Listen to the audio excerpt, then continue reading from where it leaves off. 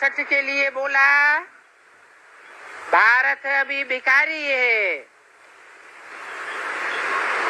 फिर घोषणा की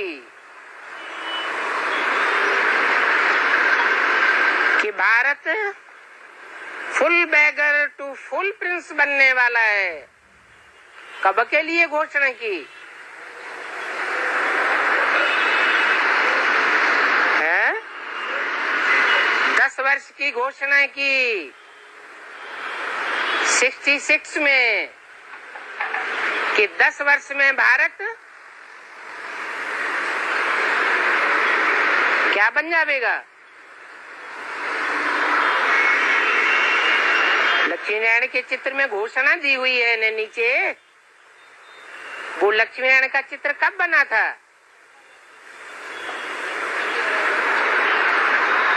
सन 66 में तैयार हुआ था। उस समय वो घोषणा छाप दी गई, मुरलियों में भी बोला गया, ज्ञानामृत पत्रिका में भी छपाया गया। तो इशारा देते हैं कि जो भारत बैगर बन जाता है उस भारत को बाप आकर के बैगर टू प्रिंस बनाते हैं। ये बाप का 5 ईयर प्लान शुरू होता है 76 से। 77 को संपूर्णता वर्ष मनाया गया। संपूर्ण बैगर तो संपूर्ण प्रिंस बन जाता है। अगर ईश्वरीय सेवा में संपूर्ण बैगर नहीं बनता, ये बात सभी ब्राह्मणों के लिए लागू होती है, तो फुल प्रिंस भी नहीं बन सकता। जितना जितना जो बैगर बनेंगे उतना उतना प्रिंस बनेंगे। कोई तो सतयुग के आदि में ही प्रिंस बनेंगे और 21 जन्म लगातार प्रिंस बनती रहेंगे। राजाई घराने में जन्म लेते रहेंगे, परंतु हर जन्म में तो कोई राजा बन न सके। कोई फिर ऐसे भी होंगे जो त्रेता के अंतिम जन्म में जाकर के प्रिंस बनेंगे।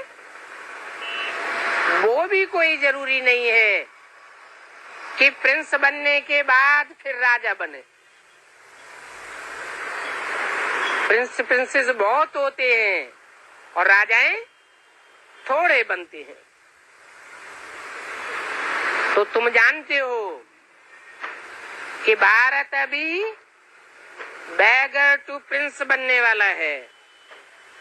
तो बाप देखते हैं कि कोई अच्छे कर्म नहीं करते हैं तो जरूर ख्याल होगा इन विचारों की क्या गति हो जाएगी। ये कर्म की गति बड़ी न्यारी है और ये कर्म करना बाप ही आकर के सिखाते हैं। कर्म अकर्म और विकर्म की गति बाप बतलाते हैं। तो अभी तुम सिर्फ ये सिमरन करो कि हम साहबजादे हैं और साहबजादे साहब को जपें। भक्ति मार्ग में नाम जपना होता है और यहाँ ज्ञान मार्ग में है याद। नाम रूप धाम गुण कर्तव्य को सिमरन करने की बात है, स्मरण करने की बात है। कहेंगे मन मना भव, परंतु माया बड़ी दुस्तर है। ऐसी दुस्तर है जो कोई को कान से पकड़ लेती है। कैसे पकड़ती है? कान से एक बाप की बात न सुन करके औरों की बातें कान पर धर लेते हैं, सुनते हैं, बाप की बातों को एक कान से सुनते हैं, दूसरे कान से निकाल देते हैं और औरों की बात कान पर धर लेते हैं, धारण कर लेते हैं। तो कोई को माया कान से पकड़ लेती है, कोई को नाक से पकड़ती है। नाक से कैसे पकड़ती है? कुत्ते की कौन सी इंद्रिय बहुत तीखी होती है? नाक। सूंघा सांगी बहुत करता है और इस सूंघा सांगी में तीव्र गति होने के कारण ही उसको कुत्ता कहा जाता है, कामी कुत्ता। तो कोई ऐसे होते हैं जो दूसरों की कमियों को, दूसरों की दुर्गंध को बड़े प्यार से सूंघते हैं। ये ऐसा करता है, वो वैसा करता है, देखें ये कैसा करता है। इन्हीं बातों में सारी ग्रहण शक्ति लगी रहती है। तो कोई को नाक से पकड़ती है, ऐसा पकड़ती है जो घूंसा गहरा लगा देती है।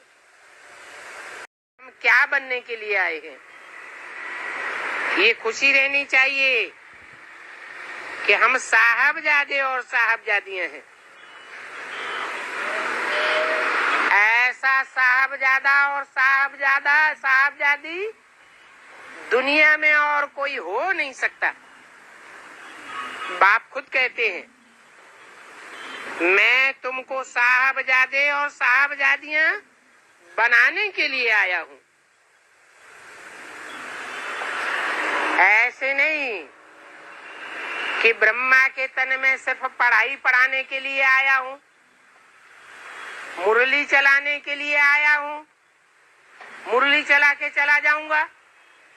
नहीं, इसलिए आया हूं तुमको साहबजादे साहबजादियां बनाने के लिए आया हूं, फिर तुम प्रिंस प्रिंसेस बन जावेंगे।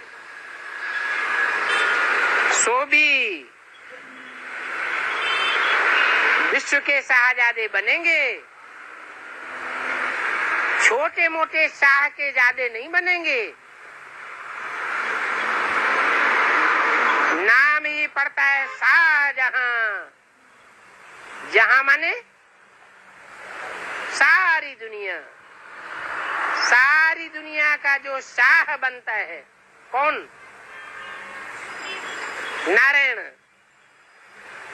उस विश्व के मालिक के तुम बालक बनते हो।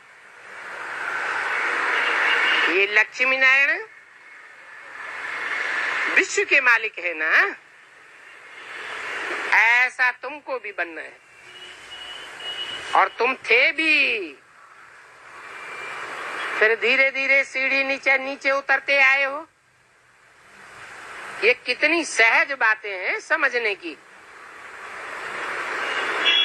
विपरीत कर्म करने से पद भ्रष्ट हो जाएगा। ये बात याद करते रहो कि बाप जो श्रीमत देते हैं उस श्रीमत के अनुकूल हम कर्म करते रहेंगे तो पद ऊंचा होता जाएगा। माया की मत पर या प्रभाव में आकर के विपरीत कर्म करेंगे तो पद भ्रष्ट हो जाएगा। कोई भी विकर्म न करो। ये समझना तो बहुत सहज बात है। बाप कहते हैं अति सहज रीत में तुमको बैगर से प्रिंस बनाता हूं। इस समय तुम बाप के बच्चे हो। बाप गरीब निवाज बन करके आया हुआ है। साहूकारों को बैगर टू प्रिंस नहीं बनाता है। जो गरीब होते हैं, बेघर होते हैं, ऐसे बेगर्स को मैं प्रिंस बनाता हूं। तुम्हारे दिल में ये बात है कि हम नर से नारायण बनने आए हैं,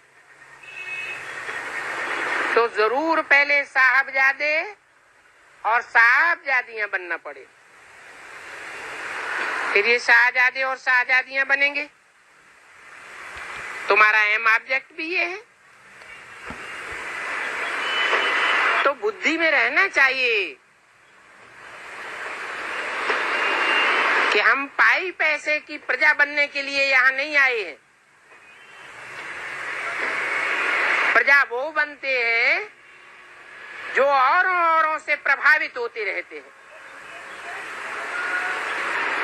प्रभावित माना ही प्रजा। हम तो सिर्फ बाप की बातों से प्रभावित होते हैं, बाप के अलावा और कोई की बातों का हमारे ऊपर कोई प्रभाव नहीं पड़ता है। अगर औरों की बातों से प्रभावित होते रहेंगे तो हम राजा नहीं बनेंगे। क्यों? क्योंकि राजा बनाने वाला, राजयोग सिखाने वाला एक ही बाप है, और दुनिया में ऊंचे से ऊंचा कोई भी धर्म पिता, कोई भी महात्मा, कोई भी धर्मात्मा ऐसा नहीं हुआ है जिसने राजाई सिखाई हो। सब दास दासी बनाते हैं, अपने अंडर में चलाते हैं। बाप तो कहते हैं मैं तुम्हारा ओबीडिएंट सर्वेंट बन करके आया हुआ हूँ और तुमको राजा महाराजा बना के जाता हूँ। मैं तो नहीं बनता हूँ। ऐसा निष्कामी और दुनिया में कोई भी हो ही नहीं सकता। फिर भी बाबा देखते हैं कि बच्चों की अवस्था ऐसी है, चलन ऐसी है कि माया अंता है, उतना ऊंचा मर्तबा और दुनिया में किसी भी जन्म में नहीं बनता। जैसे आसमान के सितारे होते हैं, कितनी ऊंचाई पर चमकते हैं, वो हैं आसमान के सितारे। और तुम बनते हो धरती के सितारे, जो विनाश के टाइम पर, महाविनाश के समय सारी दुनिया के बीच सबकी आंखों में इतने ऊंचे होकर के चमकते हो। तुम्हारी चमक ज्ञान की चमक है, ज्ञान की लाइट मारते हो। सारी दुनिया तुमको बहुत ऊंच समझती है, तो अपनी ऊंचाई को कब भूलना नहीं चाहिए। बाबा बताते हैं कि अभी तो इस दुनिया में ऊंचे ऊंचे धंधे करने वालों का मर्तबा बहुत है, ऊंचे ऊंचे पदमान मर्तबा, कुर्सियों पर बैठने वालों का मर्तबा बहुत है, धंधाधोरी वालों का मर्तबा बहुत है, पैसे वालों का मर्तबा बहुत है। लेकिन अभी थोड़े समय में ही ऐसा टाइम आने वाला है कि सब धंधों में होगा नुकसान, सब धंधे चौपट हो जाएंगे। एक ईश्वरीय धंधा संसार में इतना तीव्र गति से चलेगा जो सबको आश्चर्य हो जाएगा। और कोई भी धंधा अब चलने वाला नहीं है। देखने में भी आता है कि और धंधे चौपट होते जा रहे हैं। खास भारत में तो ऐसा हो रहा है। बाबा ऐसे नहीं कहते हैं अपने घर गृहस्थ में न रहो, घर गृहस्थ में भले रहो लेकिन मन मना भव होकर के रहो। अपने बाप को याद करते रहेंगे तो तुम नर से नारायण बन जाएंगे। 3 अगस्त 68 की वाणी का दूसरा पेज। और बाप को याद करना ये कोई कठिन है क्या? ये सभी को समझाते रहो कि ईश्वर हम सभी आत्माओं का बाप है।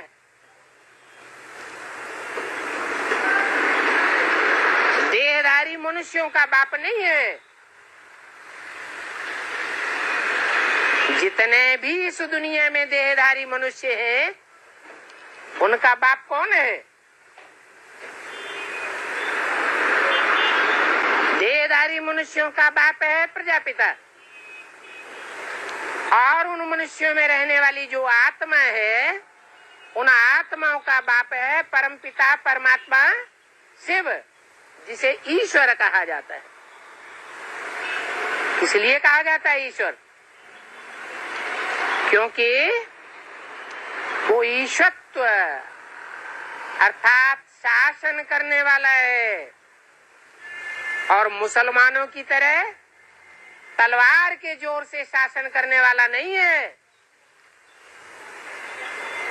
क्रिश्चियंस की तरह लोभ में लेकर के शासन करने वाला नहीं है, चंटई चालाकी से शासन करने वाला नहीं है, एक एक के दिलों पर राज्य करने वाला है। दिल वाला बाप है,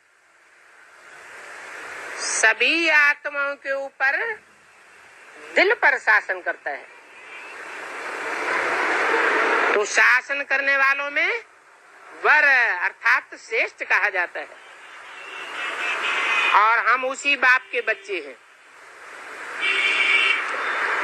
तो जरूर हम विश्व के मालिक होने चाहिए। वो एक ही बाप है जो नई दुनिया रचने वाला है। प्यार का सागर कहा जाता है, इसलिए नई दुनिया रचने वाला है। सारे विश्व के ऊपर शासन करने वाला है और सारे विश्व का मालिक बनाने वाला है। नहीं तो जोर जबरदस्ती से दुनिया में कोई भी हिटलर, नेपोलियन अथवा कोई भी शेक्सपियर शासन नहीं कर सका है, क्योंकि उन्होंने हिंसा के आधार पर शासन करना चाहा।